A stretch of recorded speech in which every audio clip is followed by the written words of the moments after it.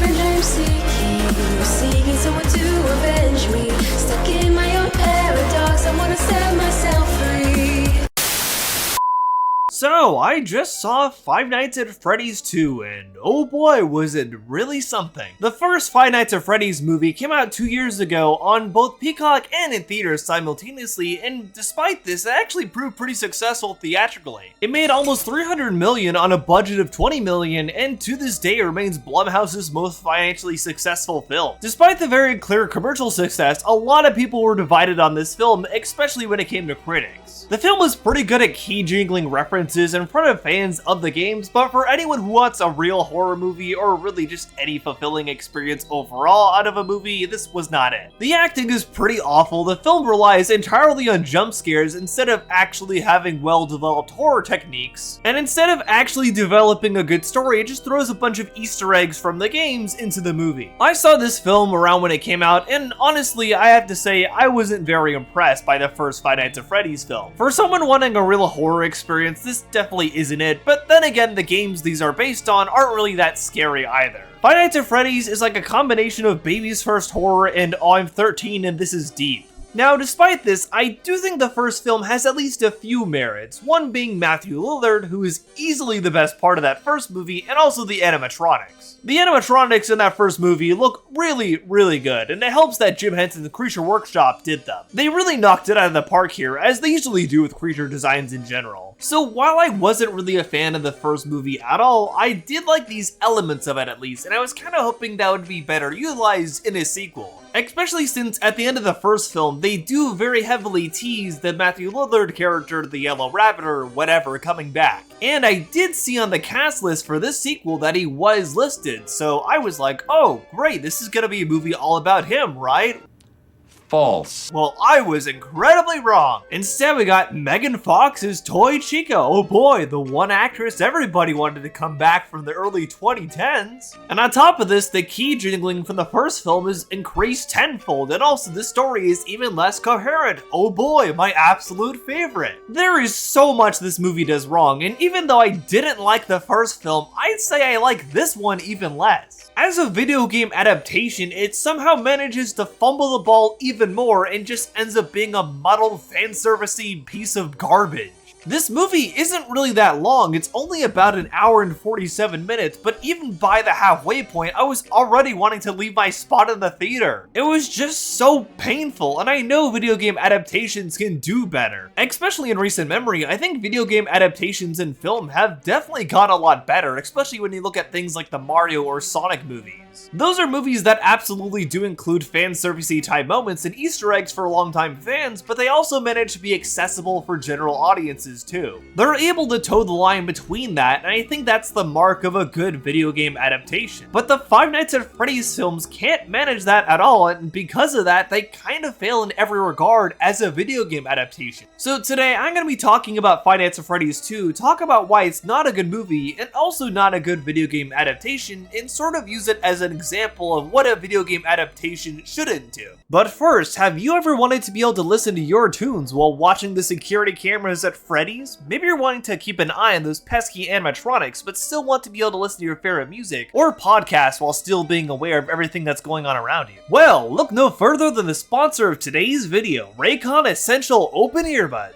Regular earbuds tend to block out noise entirely. You can't hear someone calling your name, a car honking, an animatronic sneaking up on you, anything. These Raycon ones, however, solve that problem entirely by sitting just outside your ear canal so you can still get pristine condition sound, but also hear what's going on around you too. I love using these a lot when going on runs since I still get good audio quality, but I can still hear cars and oncoming traffic around me as well. Raycon has over 3 million customers, and the quality is just as good as more expensive brands, plus they've got up to 36 hours of battery life with that included charging case. It's really good stuff, and I find myself using the Essential Open Earbuds quite a bit. And if you're not satisfied with your purchase, they've got a 30-day guarantee as well. If you'd like to try out the Essential Open line for yourself, you can use my link in the description, or go to buyraycon.com/utterlynoahopen to get 20% off your purchase just in time for the holiday season. This is a fantastic gift to give someone or yourself this Christmas. You can use the link in the description to get 20% off your purchase of Raycon Essential Open Earbuds. Thanks again to Raycon for sponsoring this video. And now, on to the review.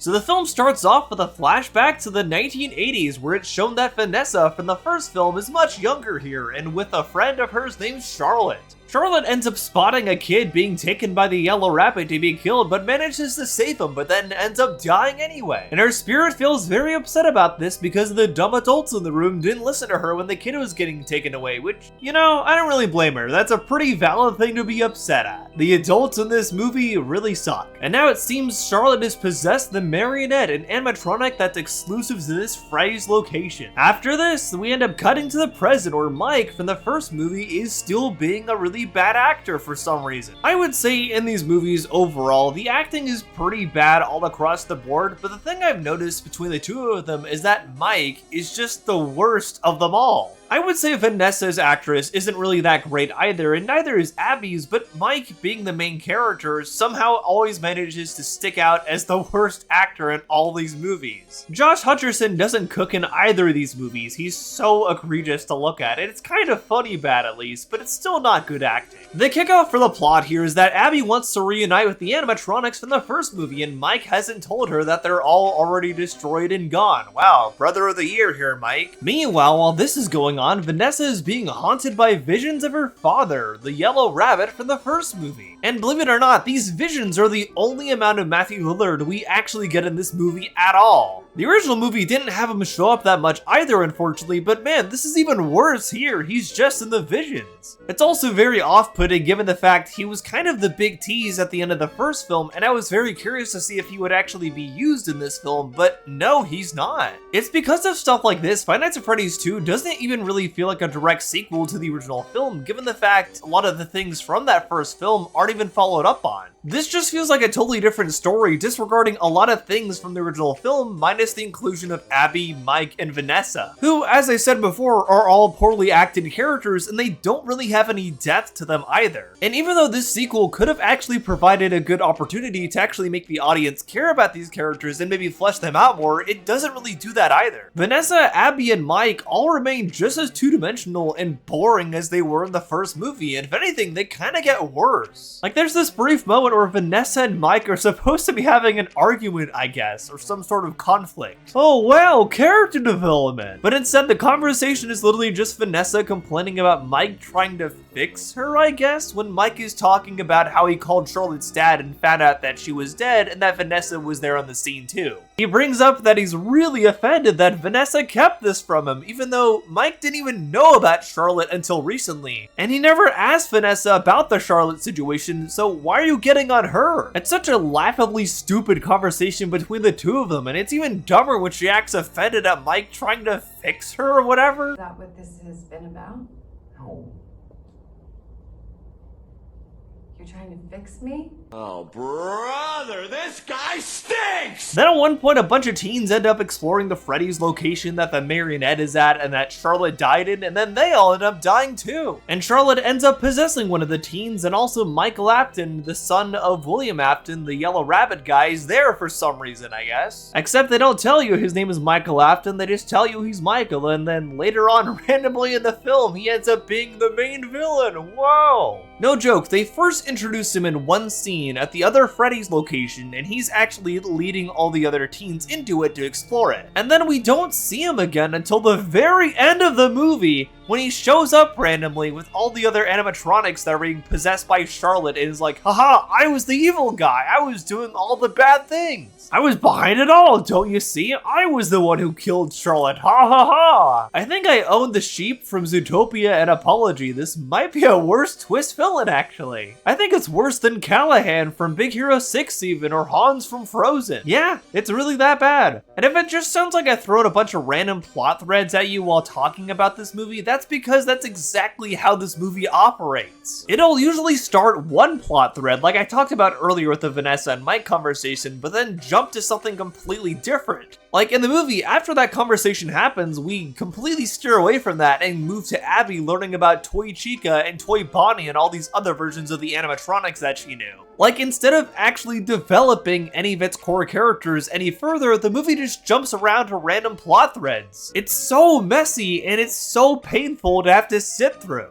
This is probably one of the most unfocused movies that I've seen in a long time. Like, even when they do the Michael Afton reveal at the very end of the film, for some reason, all the old animatronics come in like it's an Avengers moment. They have all the old animatronics that were seemingly destroyed at the end of the last film and have them come in and end up destroying all the toy versions of the animatronics in this film, and it's played out like a big Marvel movie moment. Like, look guys, the heroes you know and love are here to save the day. Wow, I'm riveted. There's so many things being thrown out here and just none of it has any time to cook at all, and it just ends up being a huge mess. Obviously, like the first film, there are a ton of Easter eggs and references to the games here, and plenty of fan service in that sense, but once again, it's kind of pointless when you don't actually have a good story. The reason things like the Sonic movies, or I'd even argue the Mario movie, actually work is because they do have a ton of Easter eggs and fan service for the fans of those games, but they also have a very clear, easy to understand story. It's usually not the deepest thing in the world, but it doesn't really need to be, and it does get the point across, and it does get the job done. Both of the FNAF movies, especially this one more so, just cannot seem to hack that whatsoever. In a time where video game adaptations are genuinely getting very good and very viable for studios to try and bank on, I think this honestly is not something we should settle for. Of course, if you like these movies, more power to you, and as long as they make you happy, that's really what matters anyway. For me, however, I just kinda can't really get behind these movies at all because I think there are much better video game adaptations out there currently, at least in my personal opinion. I will also say, in regards to the cast, I was very surprised to see Megan Fox of all people voicing Toy Chica here. As a lot of people probably recall, Megan Fox was almost inescapable in the late 2000s and early 2010s, largely because of the Transformers films. However, those being her breakthrough movies, and Michael Bay often sexualizing her in those films, and also the TMNT films he produced, which unfortunately I'll have to be talking about those in the upcoming Nickelodeon movie ranking, I think really led to her public image being kind of seared a lot around this time as well. And yes, believe me, I'll have a lot of interesting things to say on TMNT and Out of the Shadows when the Nickelodeon ranking comes out later this week as well. Oh boy. But it kind of seems after Transformers and TMNT, Megan Fox's career kind of collapsed, if anything. After TMNT Out of the Shadows came out in 2016, she didn't really have any big budget films she was a part of after that. I think the most prominence she had for a bit was being married to Machine Gun Kelly and appearing in a film with him even at one point. I think the most prominence Machine Gun Kelly has ever had is being married to Megan Fox and being dissed by Eminem, which is quite the legacy there to say the least. So honestly, given the fact that Blumhouse is a smaller studio, I was surprised initially to see her name listed on the cast list, but after thinking about it and kinda how her career has gone in recent memory, I'm not surprised. It does kinda seem like she'll take just about any role these days overall. Kinda goes to show that looks aren't necessarily everything in Hollywood if you don't actually have an acting ability. Gal Gadot is also a great example of this. No, in therapy. Max Lord, you're putting yourself and everyone else in grave danger. I need you to give me the stone. I guess one thing I can give Five Nights at Freddy's 2 then is that it has the most bearable Megan Fox roles, so yay, I guess good job Five Nights at Freddy's 2, yippee, that's quite the achievement there. I think one actual benefit this film has is that they brought back Matt Pat to voice Toy Bonnie here, which he does do a good job, and it's kinda nice, even though it doesn't actually have that many lines in the film. But I'm honestly just confounded they didn't include Markiplier in this movie. Like, how could you not do that? I guess to be fair, he's kind of busy putting out Iron Lung, but man, he's gotta be in one of these movies at some point. They brought in Matt Pat, they've gotta get Markiplier too. I imagine he might be in the third movie, and if he is, I'll go see it for him, but I don't expect it to be good, just like the first two aren't. Overall, Five Nights at Freddy's 2 honestly is kind of a perfect example of how not to make a video game adaptation. If you're adapting a video game to film, you cannot just jingle Easter eggs and references to the game in front of your audience and expect that to suffice for a story. You do actually have to develop and flesh out characters to make an audience really care about them and see what they do next. Literally, the only reason these films keep making money is because the audience for FNAF just wants to see all these Easter eggs, I guess. And it seems the vast majority of them do settle for that, which is totally fine, but unfortunately that doesn't really make for a good game adaptation. Things like the Fallout show or the Sonic movies, like I said before, or again, even the Mario movie are better game adaptations than the FNAF movie. movies. Cause while the Mario movie doesn't have a very deep or complex story, obviously, it does have a story that makes sense and gets from point A to point B pretty efficiently. And that is a lot more that I can say for the FNAF movies. If you do plan on seeing this movie, let me know what you think in the comments below, because I've seen a lot of divided fan reactions from this film as well, so I'd like to hear from more dedicated FNAF fans for myself what they thought of this film. But regardless, I hope you enjoyed this video or learned something new from it. If you liked this video, be sure to give it a like and also consider subscribing as well. If you like this video, you'll probably like the other videos I have planned for the future as well, including the Nickelodeon movie ranking and the James Gunn movie ranking I plan on doing as well. I've seen ranking all the Hugh Jackman movies come up as a common suggestion as well, and I am thinking about that given his new movie does come out later this month. If you'd like to communicate with like-minded film and animation fans, you can also join my Discord, which is linked in the description below. Special thanks to my patrons and YouTube members who are listed here on the screen. I appreciate y'all a ton for pitching in with the extra monetary effort to keep me doing what I do here. And I appreciate you for coming to the end of this video. Hope you enjoyed it or learned something new from it. But for now, I've been Otterly Noah, and I'll see you on the other side. Bye!